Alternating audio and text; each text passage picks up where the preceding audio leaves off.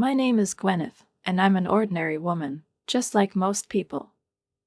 But life, as it often does, threw a few unpleasant moments my way. I think I should start from the very beginning so you can understand how everything unfolded. It all began when I met Cameron in high school. He was a quiet guy in class, always keeping to himself, as if he preferred to observe the world from a distance. I was the one who made the first move. "Excuse me, hey Cameron, got a minute?" I remember asking him one day after class. Almost magically, our conversation became the starting point for everything that followed. We were the typical high school sweethearts, stolen glances, secret notes, and evening meetups in the park. The prom, our first kiss under the stars, all those bright, thrilling moments that stay with you for life. His parents, Mr. and Mrs. Smith, liked me from the very first day. "Gwyneth, you're just the kind of girl we hoped Cameron would find," Mrs. Smith would say, smiling, and I felt like I was part of their family. It felt like I had everything I could ever dream of.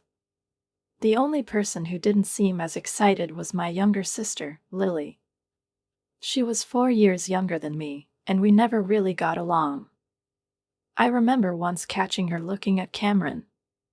There was something strange in her eyes, maybe envy, maybe longing, I couldn't quite tell. But I didn't pay much attention to it. After all, Cameron and I were happy, and that was enough. Cameron and I got married when we were both 23. I had just graduated from college and started working as an economist, and Cameron, although he didn't dream of much more, found a job as a security guard.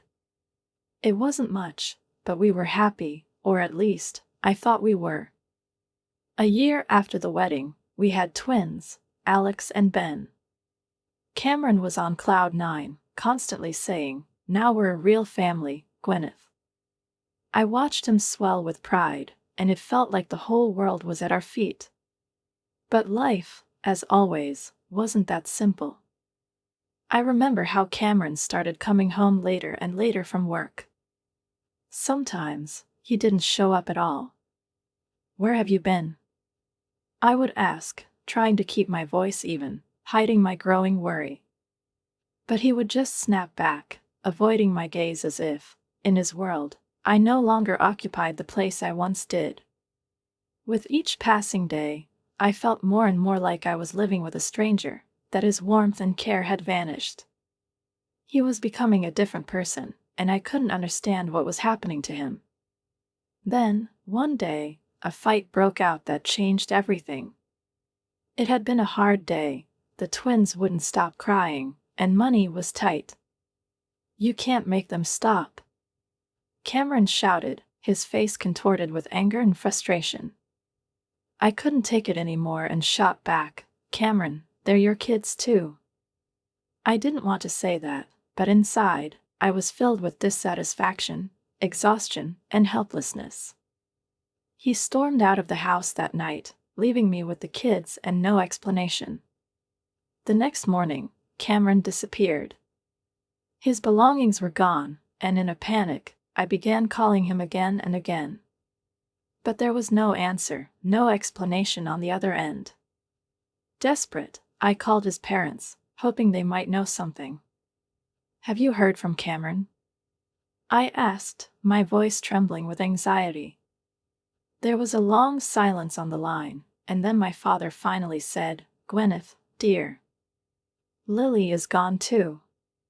My legs gave way, and I felt something cold and heavy tighten around my chest. It can't be. The only thought that flashed through my mind, but I knew it was true. Deep down, I felt betrayed, by both my husband and my sister. They had disappeared, leaving me utterly alone, without protection and support. At that moment, I realized that all I had left were my parents and Cameron's relatives. They had become all I had. And though I didn't know what to do or how to move forward, I hoped that maybe they could help me find some answers. "We're here for you, Gwyneth," said Mr. Smith, his voice heavy with disappointment and fatigue.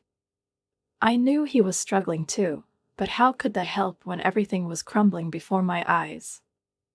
I filed for divorce. There was no sign of Cameron or Lily. They had vanished from my life as if they dissolved into thin air. I was alone with 2 boys to raise, and a broken heart, which was 1,000 times harder to bear. But despite everything, I was determined to keep going. My boys' lives had to go on, no matter what had happened to us. It was like walking through an endless storm. Alex and Ben, the twins I loved so much, and I were just trying to stay afloat, fighting each day. I constantly recalled moments when the boys cried non-stop, and I couldn't comfort them. It felt like a dead end, and I didn't know what to do. One evening, when I was at my breaking point, my mom called.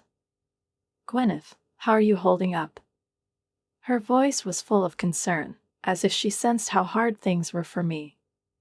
"Mom, it's hard, the boys won't sleep, I'm just so tired," I confessed, and at that moment, the tears I had been holding back began to fill my eyes. "Listen, dear, you're not alone in this. We're here for you," my mom said firmly, and I felt a part of the weight that had been pressing on my soul begin to lift. Mom had always been the rock in our family, the source of strength and support, and her words encouraged me like nothing else. In that moment, I realized that, perhaps, I would have to weather the storm, but I had people who wouldn't let me drown. Then came a visit from Cameron's father, Mr. Smith. He came one day unexpectedly, just to check on how I was doing. I hadn't expected him, but he showed up, sitting on our old couch, surveying the small apartment I could barely afford. He was as gentle and attentive as always, but his gaze betrayed a hidden pain. "I want you to know that we are as upset about Cameron as you are," he said, his words heavy with emotion. "You are still family to us." I simply nodded, unable to trust my voice. What could I say? We were all in the same mess, but at some point, I felt like it no longer mattered. No matter how supportive he was, his words couldn't bring back the Cameron who had left. The struggles didn't stop. I remember going through the bills scattered on the kitchen table. They constantly reminded me how tight money was, how many debts I still had to pay. How am I going to do this? I whispered to myself, losing all confidence. One weekend, my father came over. He saw the stack of bills, and his face immediately became concerned. "Gwyneth, you know we can help you with this, right?" he said, his brows furrowed with worry. "I know, Dad, but I just want to do this on my own." "I have to," I replied, trying to sound confident, even though everything inside me was crumbling. I didn't want to depend on help, but at times, it felt like I was standing on the edge of a cliff. As days turned into weeks, and weeks into months, everything became one endless routine. And though it was hard, without a doubt, every time I looked into the big innocent eyes of Alex and Ben, I knew I had to keep going. They were my world, my reason. One day, after a particularly difficult night, I decided to take the boys to my parents for a few hours. I just needed a break to catch my breath, to regain some sense of myself. I sat in the park, watching other families strolling, children running and laughing, and parents gazing at them with smiles. I saw how much I had lost. But then I thought, I still have my boys, my family, my fighting spirit. I wiped my tears, stood up, and walked back to my parents' house. I was Gwyneth, a single mom to 2 wonderful boys, and I was going to do everything in my power to make sure they grew up happy, no matter what. Whatever happens, happens. Life felt like a roller coaster, and I was doing everything I could not to fall. One day, Cameron's father, Mr. Smith, came to me with an offer that could change everything. He looked a little uncomfortable in our tiny living room, sitting on the old couch, clearly unsure how to begin the conversation. "Gwyneth, I was thinking," he started, but the words seemed to come slowly. I have some savings, about 100,000. I want to give it to you guys. For a moment, I was speechless. The amount was huge, and it seemed impossible to believe. I sat there, frozen, feeling the weight of his words. Mr. Smith, this is a lot of money, I finally said, feeling a wave of overwhelming emotion. But I can't just take it. He waved off my doubts as if dismissing them.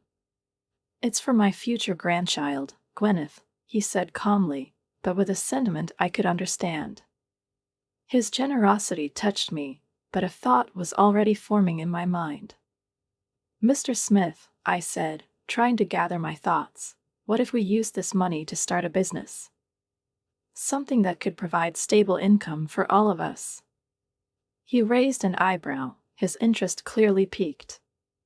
What kind of business? He asked, though it was clear his curiosity had already been awakened. A bakery, I replied, not giving myself time to second guess. Your wife, Anne, has an amazing talent. Remember how she used to bake cakes for the church sale? They were true masterpieces. Mr. Smith smirked. Yes, she's always had a talent for baking, but she stopped doing it a long time ago, he said with a smile, though there was a note of regret in his voice. She's been out of the game for many years now. I felt a spark of hope ignite in my chest. Maybe it's time for her to come back. I suggested. It could be a great opportunity for all of us. I spent the next few days trying to find the right words for a conversation with Anne. Mr. Smith had said that I should be the one to pitch the idea to her, and the next day, I went to their house. Anne, I have a proposal for you, I said as we sat in her cozy kitchen, feeling the tension ease with every passing minute spent there. How would you feel about opening a bakery? You do the baking, I'd handle the finances, and George can manage the design.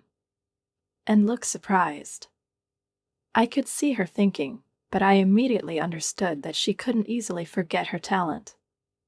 Oh, I don't know, Gwyneth, it's been so long. She trailed off, as if pondering the idea. Are you sure? I held her gaze, hoping she would see the potential in this idea. After a moment, her expression began to change. It's always been my dream, she said with a smile. I've always wanted to do this. That was everything I had been waiting for. A spark of inspiration lit up in her eyes, and I knew we were on the right path. Over the next few weeks, Anne and I worked out the details. We found a small place in the city center that was perfect for the shop. We worked, we sketched, we decorated, each day bringing us closer to the grand opening. It wasn't just a business, it was an opportunity that could change our lives.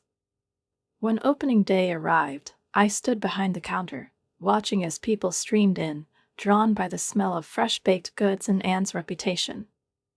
It was exhilarating. I was overwhelmed with emotion. We're doing it, Anne said, her face flushed with excitement as she took a brief break from the kitchen. We're really doing it. I smiled, filled with pride. This was more than just a bakery. It was a symbol of our new beginning, of a new life. I hadn't felt this kind of pride in a long time.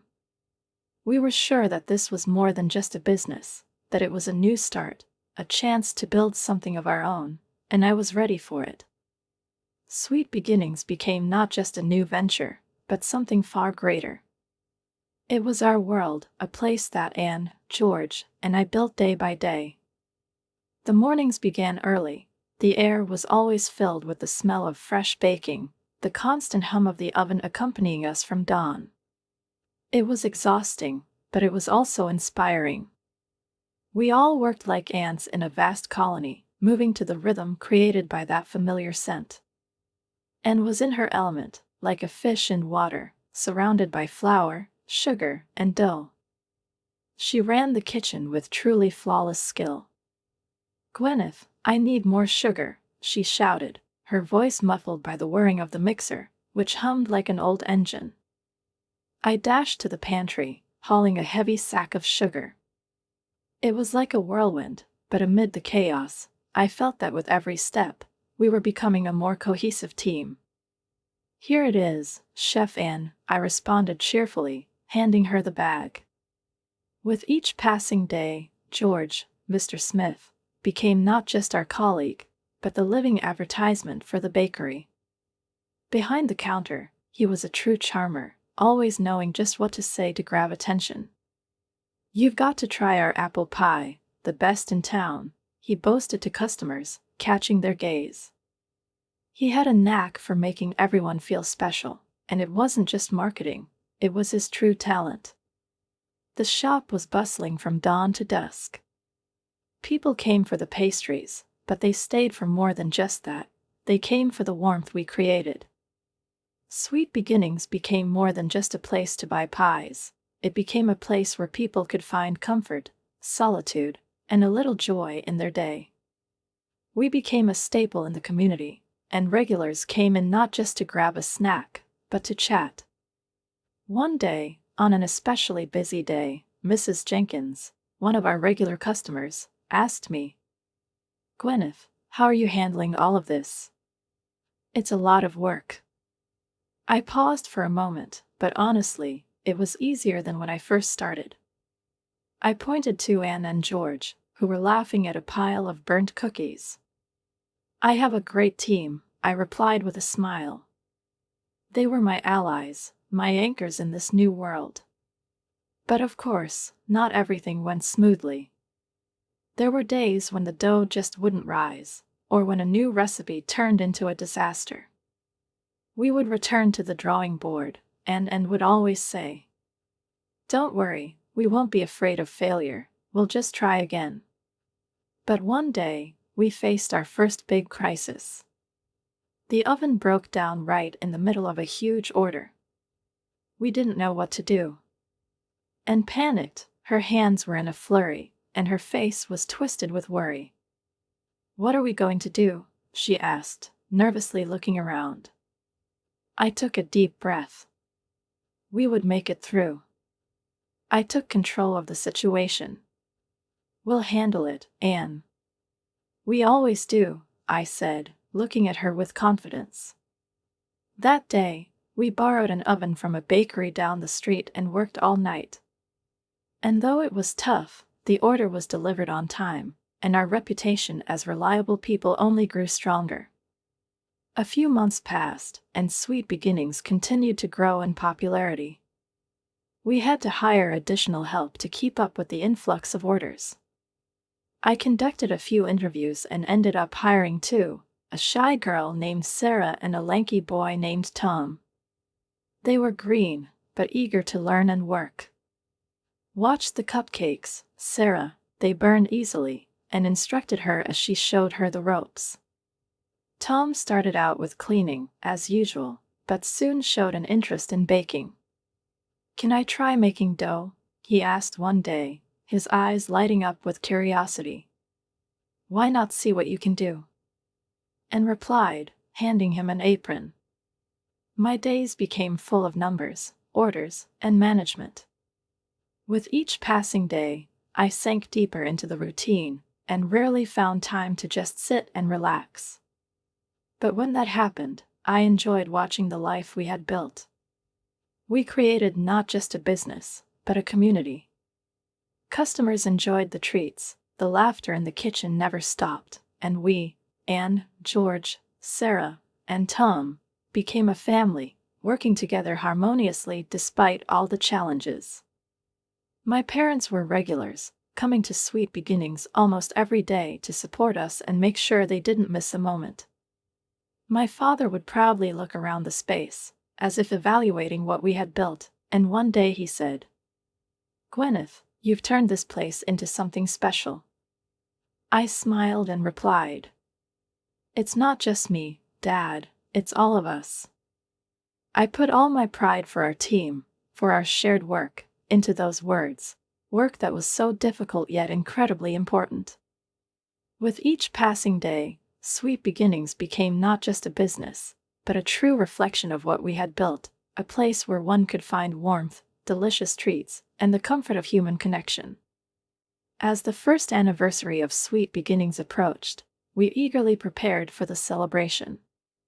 We decided to do something special, not just an open house, but a big sale with free samples, so people could experience the atmosphere we had created and taste everything we baked. We decorated the windows, prepared new recipes, and each day, more and more people began to enter our shop. "I can't believe it's already been a year," George said, wiping the sweat from his brow while serving another customer.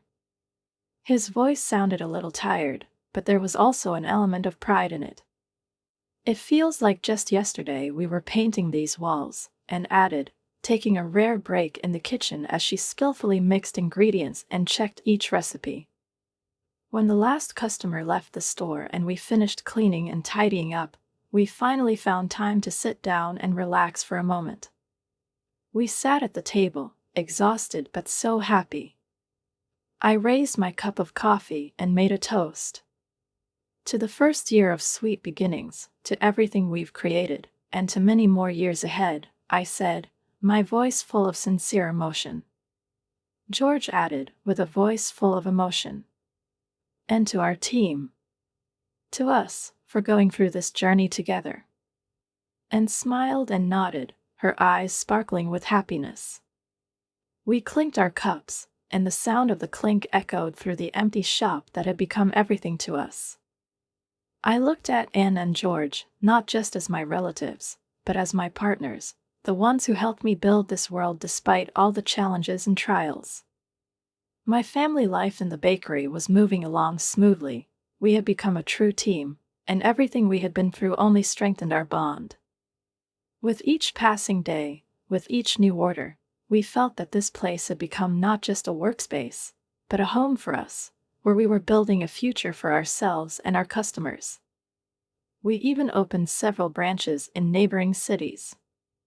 It was difficult, but we managed, as we always do. And everything was going as usual until one day, something unexpected happened. My past decided to return. I was sitting at my computer, checking the shop's social media, when I saw a message request. It was from Lily, my sister. My heart skipped a beat, and I froze. We hadn't spoken since she ran off with Cameron, leaving me behind. I felt a cold shiver run through me, and a sense of anxiety flared up in my mind. Why was she reaching out now? I opened the message, and along with it came a photo, Lily and Cameron, lounging on some exotic beach. It hit me like a blow to the back, like a knife slicing through my heart. I felt a mix of anger and disbelief. Why now? I muttered under my breath. Why was she coming back into my life after everything she had done? I tried to ignore it, but Lily kept sending more messages. Each one was like a slap in the face, and with every new photo and mocking phrase, I felt my anger boiling inside. One of her messages read, "Look at us, Gwyneth. This could have been you, but you were too busy playing shopkeeper."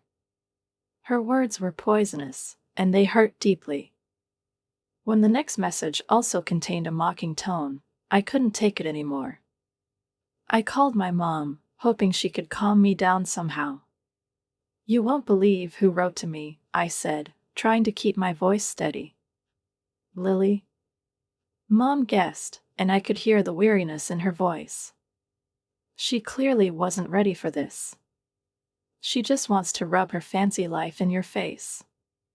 I wiped my eyes, scrolling through the messages full of photos of Lily and Cameron, feeling the pain and resentment building inside me. Mom, with a calm but firm voice, said, "Don't let her get to you, Gwyneth. She's just trying to provoke you." Mom told me I should just ignore her, and while I knew she was right, it was hard to swallow. That evening, I spent a long time talking with George, unable to calm down. "Can you believe this?" I said, looking at him with despair.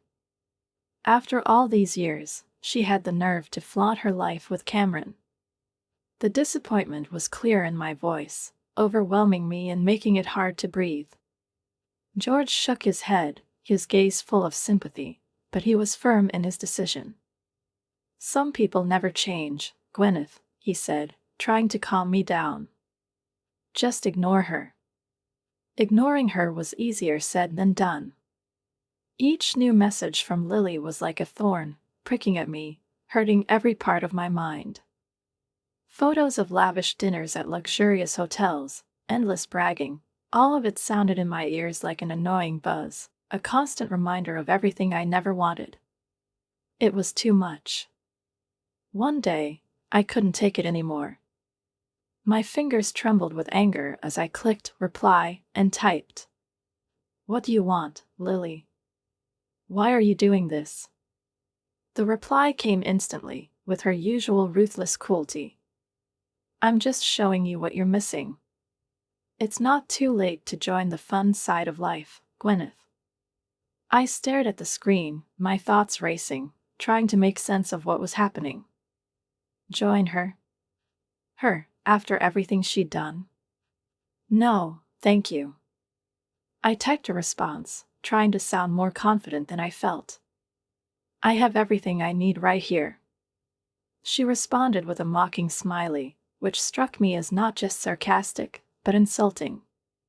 "Suit yourself, enjoy your little bakery." I didn't hesitate. I blocked her. It felt like the only way to keep her poison from seeping into my life. But even then, her words continued to pull at me, like something invisible and dangerous. Even after I blocked her, her mocking comments, her venomous words wouldn't let me go. I couldn't escape them. I looked around the shop, filled with happy people enjoying our baked goods, and at my team, diligently working on the life we had built. Lily could keep her so-called glamorous life. I was proud of what I had, something real that money couldn't buy. I had my boys, my team, and my bakery. I was proud of what I had managed to create. But her messages left a bitter taste in my soul. My mouth was full of resentment. It was a reminder that no matter how far you go, the past always catches up with you. And I just hoped it wouldn't catch up with me any further. The sting of betrayal from Lily's messages continued to sit in my head, not giving me peace. I knew I had to do something, but what exactly? I wasn't sure. When George, my father-in-law, suggested a plan that seemed too bold to me, I was intrigued but cautious. We were sitting in the back of the bakery, and I had let slip about Lily's messages. George listened, his face a mix of concern and anger. "Gwyneth, we can't let them get away with this," he said, his voice firm. "We need to teach them a lesson." I was intrigued, but cautious. "What do you mean?" I asked, feeling a sense of unease begin to rise in my chest. His eyes sparkled with mischief, and I realized he had come up with something. "Forgery," he said with a smile. "We'll make them think you could inherit something substantial." It was a bold plan, and despite the danger, part of me longed for some kind of retribution. I couldn't help but wonder, "Do you think it will work?" "I'm sure of it," George replied. "Greed makes people do stupid things." I took a deep breath, understanding that this was the only way to keep her at a distance, and I typed a reply to Lily. "Heard about George's new will. Looks like you and Cameron might be in for a surprise." Lily's response was quick and predictable. As soon as she saw my message, her reply came immediately, with her usual bold arrogance. "What kind of surprise? Tell me more." I played along, giving just enough to keep her interest but not revealing everything. "I can't say much," I replied, with a mysterious tone. "You should come back if you don't want to miss out." Then the phone rang. It was Cameron. His voice, once so familiar and beloved, now sounded distant and cold. "Gwyneth, what is this all about?" His words were direct, and I felt a chill run through my veins for a moment.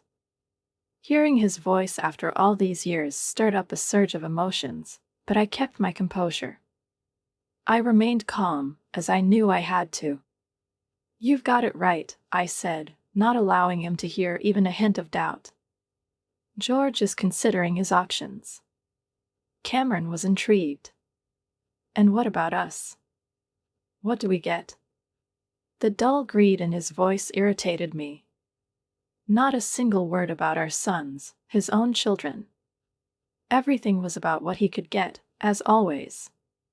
"You'll have to come back and see," I replied, keeping my tone neutral, not giving him any hint that he might be close to figuring it out. "We'll be there," he said, and that ended the conversation. He abruptly hung up, leaving me standing in the silence with my heart pounding. The plan was in motion, and there was no turning back. I filled George in on the conversation, and with a mixture of satisfaction and nervousness in my voice, I said, "They took the bait." George nodded, his face showing determination.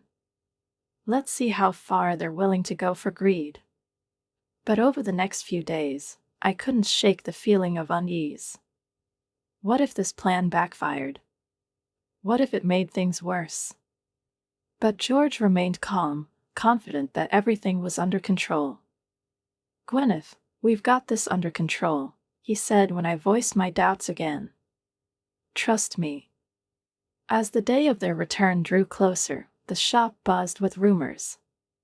Our staff didn't know the real reason Lily and Cameron were back in town, and there were plenty of wild speculations. Sarah, one of our employees, suggested they might be planning to stay for good, while Tom chimed in with the idea that perhaps they had come to cause even more trouble. I tried to focus on work, but my thoughts kept drifting to the impending confrontation. Lily had returned to town, flaunting her lavish lifestyle right in my face.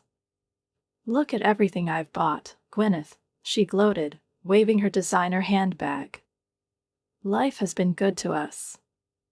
I held myself together, trying to keep my composure.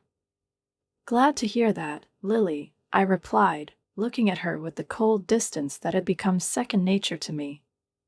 Lily smirked, her gaze full of contempt.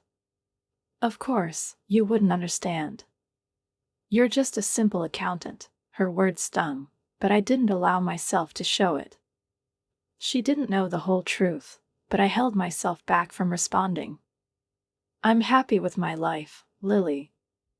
"That's enough for me," I said, trying not to reveal how much her words had hurt. She sneered, clearly not expecting such a response. "You've always been so boring, Gwyneth," she said with disdain. "No wonder Cameron left you for me." Before I had a chance to respond, George, Cameron's father, intervened. "That's enough, Lily," he said, his voice firm and authoritative. "Let's talk about why you're really here." Cameron, who had been silent until now, finally spoke. "Yes, about the will. We're entitled to our share, right?" George looked at both of them with such a stern expression that even Lily and Cameron fell silent.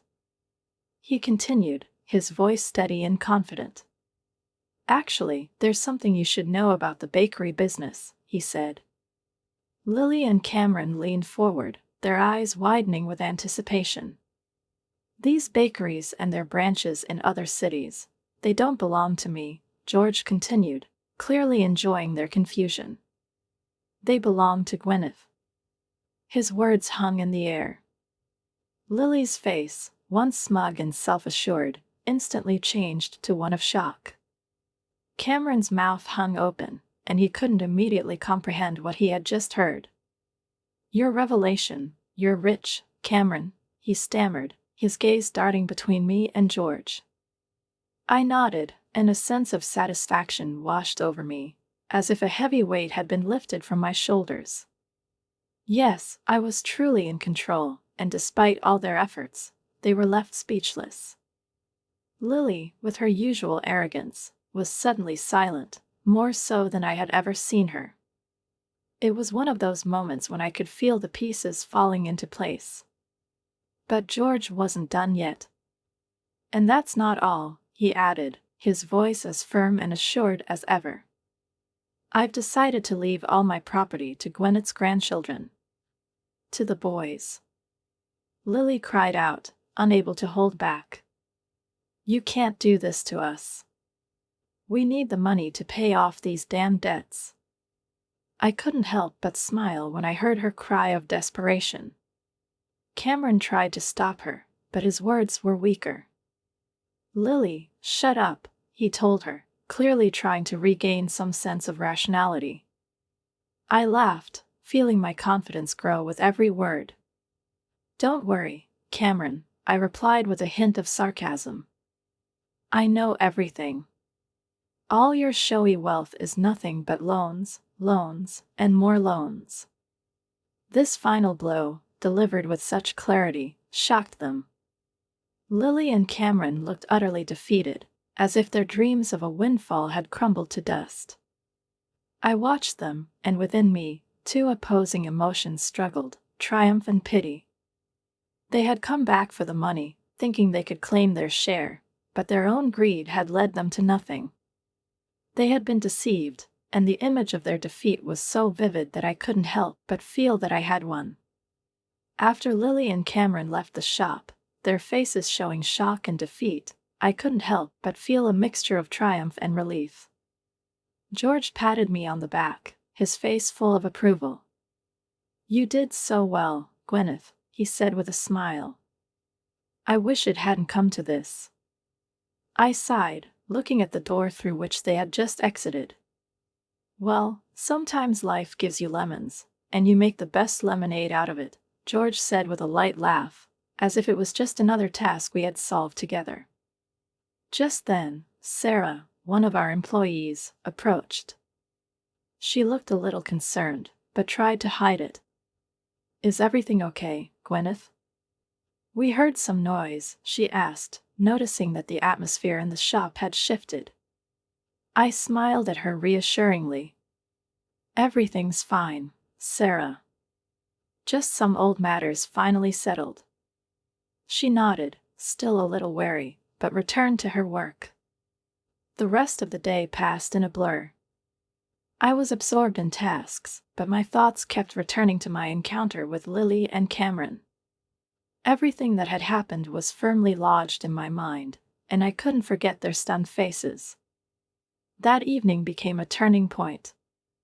As I closed the shop and prepared for the next day, I decided to check my phone. And there it was again, a vibration. It was a message from Lily. "Have you seen the latest from us?" it said. I stared at the screen, feeling another wave of anger wash over me. But then I took a deep breath to calm myself and typed a reply. I blocked her number, and in that moment, feeling a sense of finality, I realized it was time to let go of the past and focus on the future. Walking home, thinking about what had happened, felt strange. I walked down the street, reflecting on my journey, from heartbreak and betrayal to building a successful business and standing up for myself. It hadn't been easy, but I had grown stronger. And that day proved that I could truly handle any challenges that came my way. When I got home, my boys, Alex and Ben, were playing in the living room. Their faces lit up when they ran to me. "Mom, you're home," they exclaimed in unison.